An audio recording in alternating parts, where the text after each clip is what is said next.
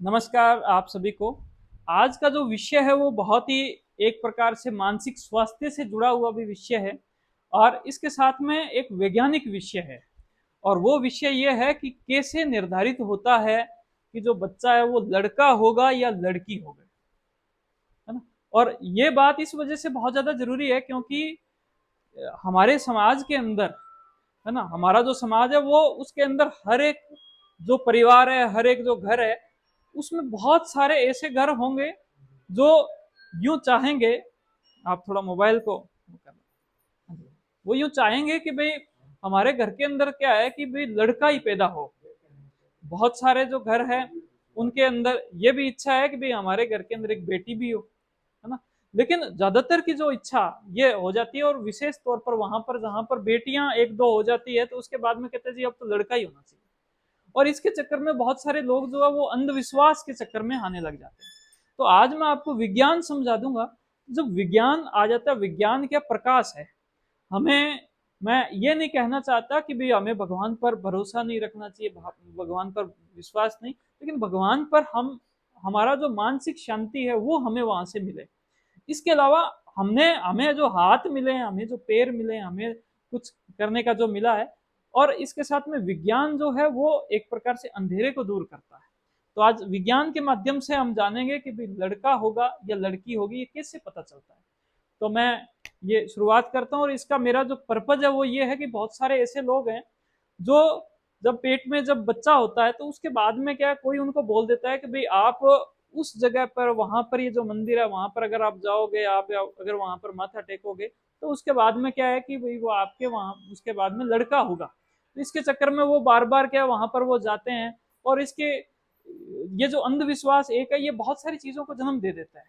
तो मैं चाहूंगा कि आपको ये पता चले। तो दरअसल होता क्या है कि जो जो पुरुष है ना, पुरुष है, उसके अंदर चार प्रकार के यानी गुण होते हैं। गुण जिसको बोलते हैं वैज्ञानिक भाषा में उसको, मतलब जैसे कि बोला जाता है गुणसूत्र, है ना। तो उसके पास में चार प्रकार के गुण होते हैं, जिसमें से जो तीन जो गुण हैं वो उसके अंदर महिला के गुण होते हैं, लेकिन एक जो गुण है उसके अंदर ये क्या पुरुष का गुण होता है ना। तो ये तो बात होगी, ये किसकी बात हुई है, ये पुरुष की, कि जिसके अंदर तीन जो गुण हैं वो महिला के गुण हैं और एक जो गुण है वो पुरुष का। लेकिन जो महिला जो होती है, फीमेल जो है, उसके अंदर चारों प्रकार के जो गुण हैं वो क्या है, वो क्या है, महिला के गुण हैं। ठीक है। अब देखो बच्चा जब पैदा होता है उसके अंदर पुरुष के जो चार गुण हैं उसमें से कोई से भी दो दो गुण है, दो गुण ये पुरुष के आएंगे, है ना। और दो जो गुण है उसके अंदर क्या है, ये महिला के गुण आएंगे। दो गुण जो है उसके अंदर महिला के आएंगे, समझ रहे हो। दो गुण पुरुष के आ रहे हैं और दो गुण महिला के आ रहे हैं, और यहां पर टोटल मिला के कितने हो जाएंगे, चार गुण हो जाएंगे। और ये जो चार गुण हैं यही क्या है कि हमारे आगे की जो पीढ़ी है वो रहेगी, है ना। भाई ये जो सृष्टि चली है उसके अंदर लोग आते हैं, उसके बाद में वो अपने आगे की जो पीढ़ी है उसको इस धरती पर पैदा करते हैं, बड़ा करते हैं, रहने लायक उसको बनाते हैं और फिर वो चले जाते हैं। यही एक सृष्टि का सिद्धांत है और यही होना है। तो दो गुण पुरुष से और दो गुण महिला से। अब महिला के पास में सारे जो गुण है वो महिला महिला के गुण है।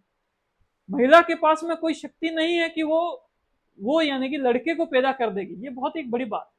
जबकि समाज में देखा जाता है कि भाई जो महिला है उसके ऊपर यानी कि दबाव होता है कि इस बार बेटा हो जाना चाहिए, इसके तो जी बेटियां ही बेटियां हो रही है ना। उसको बहुत सी बार लोग यानी कि प्रताड़ित भी इसके चक्कर में करते हैं। तो महिला के पास में सिर्फ और सिर्फ बेटियां पैदा करने की ही शक्ति है, क्योंकि ये जो गुण सूत्र है सिर्फ महिला के है। और महिला इस धरती की सृष्टि की जनक जो है, भाई इस सृष्टि के अंदर ये जो सृष्टि आगे चल रही है महिला की वजह से आगे चल रही है, और इसी वजह से महिला को एक महान माना गया।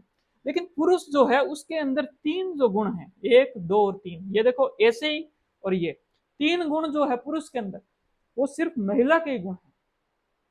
लेकिन जो चौथा जो गुण है जिसको बोलते हैं वाई क्रोमोसोम, तो ये जो चौथा गुण है ये पुरुष का गुण है। अब क्या होगा कि भाई दो जो गुणसूत्र जो पुरुष से आए, उसमें से अगर ये जो चौथा जो गुणसूत्र है जो कि पुरुष का गुणसूत्र है, अगर ये गुणसूत्र यहां पर आया, अगर ये गुणसूत्र आया, तब तो क्या होगा, लड़का होगा। क्योंकि इधर से तो दो गुणसूत्र आए, हो सकता है ये दोनों आए हों, है ना, ये दोनों आ गए, और यहां से अगर ये दोनों जो गुणसूत्र अगर आए हैं, या फिर इसके साथ ये आया है या इसके साथ ये आया है, लेकिन जब ये अगर आएगा तब तो होगा लड़का, है ना। और ये कब होगा कि जब पहली बार हमें पता चलता है कि भी पेट में बच्चा है, ठीक है ना, यूपीटी जो होता है टेस्ट, उसके अंदर जब वो जो लाइन आती है हमें पता चलता है, तो उस वक्त ये सारा काम हो चुका होता है, ये दोनों इधर से आया और ये, तो मतलब मान के चलो कि जो शुरुआती जो टाइम है वहां पर भी वो लड़का है या लड़की है, ये पहले ही निर्धारित हो गया और अब वो बड़ा हो रहा है। अब यहाँ पर देखने वाली बात है कि अगर मान लो कि भी इधर से पुरुष से अगर ये गुणसूत्र आया और ये गुणसूत्र आया, अगर ये जो दोनों गुणसूत्र अगर इधर से आए, इधर से तो सिर्फ और सिर्फ लड़की के गुणसूत्र आए, तो इधर से क्या है कि ये दोनों गुणसूत्र हुए तब भी क्या होगी, लड़की होगी। अगर ये दोनों अगर यहां से आए गुणसूत्र तब भी लड़की होगी। तो अगर ये गुणसूत्र आएगा तो ही लड़का हो सकता है। तो इस प्रकार से अब यहाँ पर देखने वाली बात यह भी है कि भाई जब अपने को सबसे पहले पता चलता है कि भाई पेट के अंदर बच्चा है, तो उस वक्त वो बच्चा लड़का है या लड़की है ये निर्धारित हो चुका होता है। उसके बाद में अगर कोई आपको ये बोले कि भाई यहाँ पर आप आओ, ठीक है ना, आप यहाँ पर आकर यानी कि धोख लगाओ, है ना, देवी देवताओं की कोई पूजा करो, कुछ भी चीजें अगर इस प्रकार की करो, तो ये बदलने वाला नहीं है। हो सकता है लास्ट में जाकर अपने को पता चले भाई लड़का हो गया, लेकिन लड़के का होने का कारण ये शुरुआत में था, शुरुआत में ये जो गुणसूत्र जो बने वो अगर ये, अच्छा ये जो गुणसूत्र है, अब ऐसे भी नहीं कि उसी वक्त सिर्फ यही बने, ऐसे बहुत सारे गुणसूत्र बनते हैं, करोड़ों की संख्या में गुणसूत्र बनते हैं। वो जो करोड़ों की संख्या में कुछ तो ऐसे होंगे, कुछ इस प्रकार के होंगे, कुछ ऐसे होंगे। तो प्रकृति अपने आप निर्धारित करती है कि भाई आपको बेटा देना है या बेटी देनी है।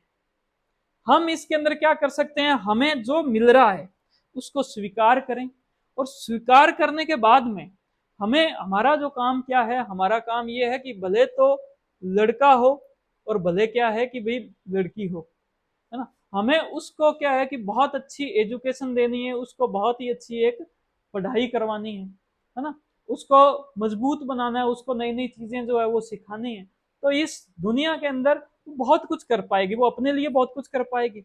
वो जब अपने आप को संभाल पाएगी, अब जैसे बहुत सारे मेरे एग्जाम्पल देते हैं, तो भाई मैं सबसे पहले तो मैं खुद को संभाल पाता हूँ, फिर मैं अपने हॉस्पिटल को संभाल पाता हूँ, अपना जो परिवार है उसको संभाल पाता हूँ, और उसके बाद में फिर भी हमारी कोशिश होती है कि हम समाज के लिए भी कुछ करें, तो हम अपने समाज को भी संभाल पाते हैं। जैसे कि अभी जो है यानी कि गुरुवार को हमारी एक यानी कि हमारी एक शहर को नशा मुक्ति का एक यानी कि शहर को संदेश देने के हिसाब से एक हमारा प्रोग्राम है जिसमें हम पैदल चलेंगे, तो ऐसे सामाजिक प्रोग्राम भी करते हैं। तो अगर हम लड़का हो भले लड़की हो, लेकिन उसको अगर मजबूत बनाएंगे, उसको हम ताकत देंगे, तो वो हमें सबको संभालेगी।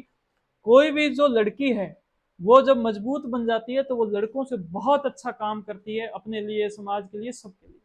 तो इस बात को आप बिल्कुल त्याग दें कि भाई अगर हमारा लड़का होगा तो ही सब कुछ होगा, लड़की होगी तो भी आपका जो जीवन है बहुत ही अच्छा चलेगा और बहुत ही ज्यादा अच्छा। यहाँ तक कि भाई मैं तो, मेरे सामने जो लड़के आते हैं उनकी स्थिति ये रहती है, वो नशे के अंदर बहुत ज्यादा पीड़ित होते हैं, है ना, वो नशे में इतने ज्यादा गिर गए होते हैं। मैं कहता हूँ भाई आपसे अच्छा तो वो उनके परिवार वाले कहते हैं साहब ये लड़का ना हो गया, अगर हमारे तो अगर मतलब कोई बेटी हो जाती तो हम तो सुखी हो जाते। तो मैं यही कहना चाहता हूँ कि हम बच्चों को मजबूत करें, इस चक्रों में ना पड़े, और लड़का होगा या लड़की होगी ये निर्धारित बहुत पहले हो जाता है ना। तो बहुत बहुत धन्यवाद, आपने इस पूरी जानकारी को सुना, थैंक यू। मुझे ये दो जो चीजें हैं वो करनी थी। बहुत बहुत धन्यवाद, एक बार जोरदार तालियां इस विज्ञान के लिए जिसने अपने को बताया और आप सबको। थैंक यू, जय हिंद, जय भारत।